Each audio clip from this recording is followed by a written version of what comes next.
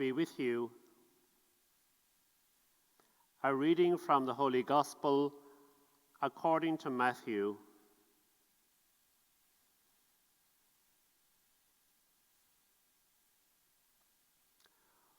When Jesus came to the region of Caesarea Philippi, he put this question to his disciples: "Who do people say the Son of Man is?"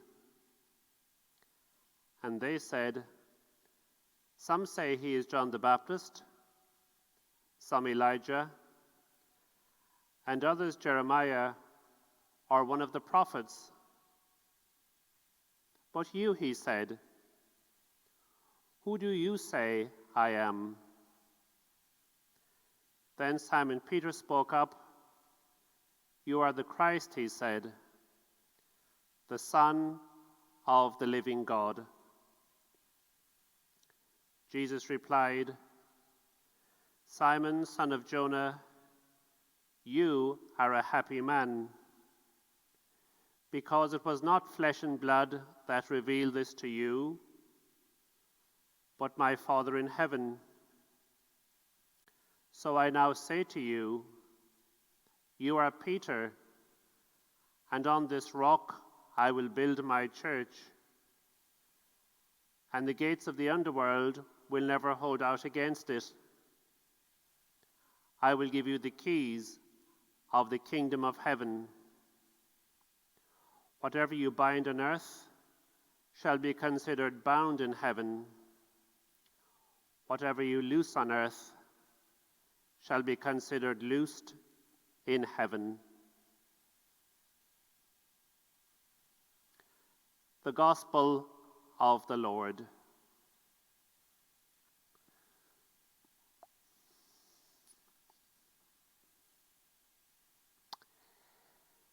It is with great joy that I inform you that the celebration of public Mass resumes next weekend here at English Martyrs.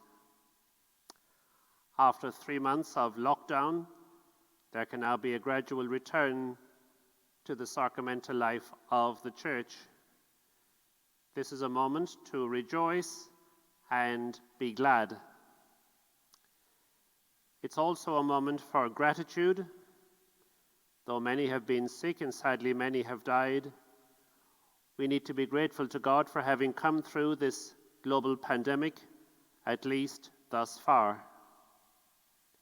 I am grateful to you, the people of the parish, for your great faith, for your perseverance and patience in these last 3 months of lockdown, and for your love.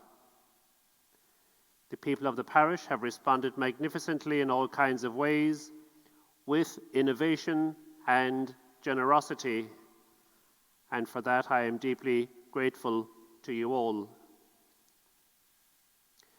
It is a moment to rejoice and be glad, but we will need to adhere to some restrictions, at least for the time being. I know that you will be characteristically generous and patient in adhering to these restrictions in the best interests of public health and safety. You will find all the details of the restrictions and how to book a place at Mass in the parish newsletter, which can be accessed via the parish website. In the short term, the capacity of our church will be no more than 56 because of the need for social distancing. It would be helpful if you could pass on a copy of the newsletter safely to anyone who does not have internet access.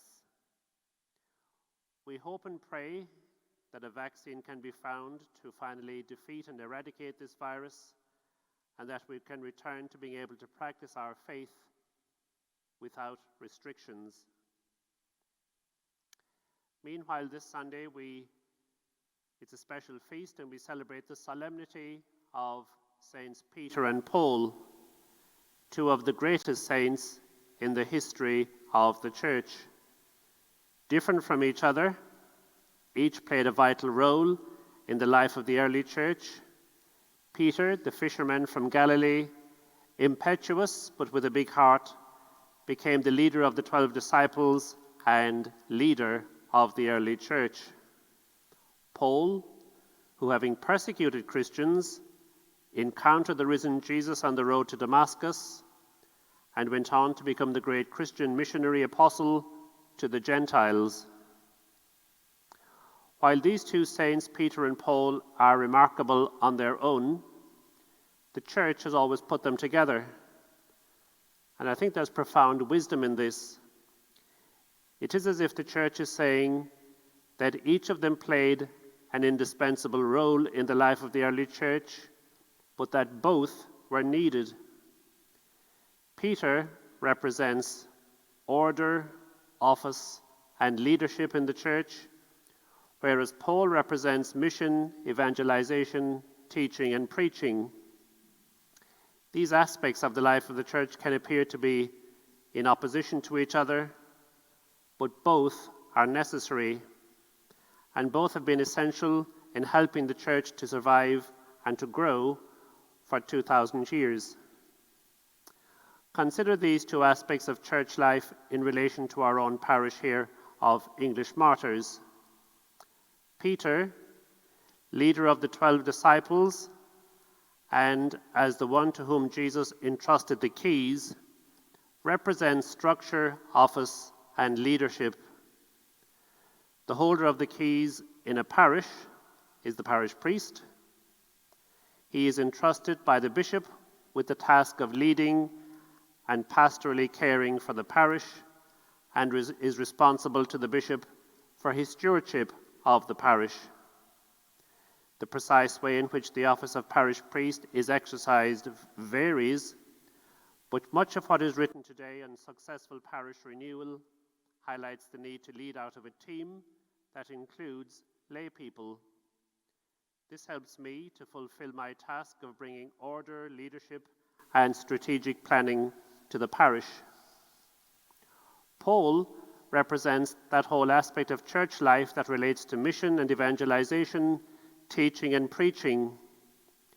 We have heard of the need to move a parish from maintenance to mission in order to give more emphasis to the Pauline outlook. Another way of putting it perhaps is seeking to improve the spiritual health and the renewal of the parish. A greater balance perhaps needs to be sought between the Petrine and the Pauline, between order, structure, and leadership on one hand, and mission and evangelization, teaching and preaching on the other. Both the Petrine and the Pauline perspectives are necessary for growth and maturity. Perhaps the Pauline emphasis on mission and evangelization needs to get clear emphasis in our time, and that certainly appears to be the direction we are receiving through the prompting and guidance of the Holy Spirit.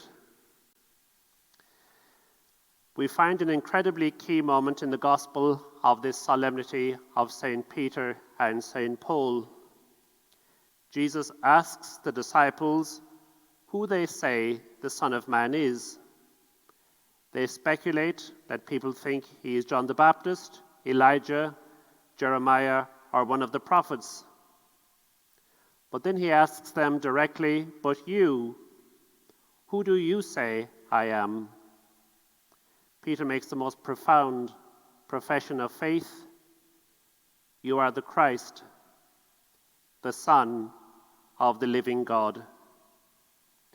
Recognizing that it was the Father in heaven who had revealed this to Peter, Jesus refers to Peter as the rock on which he will build his church, promising that the gates of the underworld can never hold out against it. We emerge from lockdown full of gratitude that neither global pandemic, the gates of the underworld, or anything else has prevailed against the church. It was Peter who was entrusted by Christ with the keys of the kingdom. He was entrusted with the keys in the name of the church. Let us give thanks to God for these two great saints, Peter and Paul, and let us reflect deeply on those beautiful, extraordinary words of Peter's profession of faith in Jesus. You are the Christ, the Son of the living God.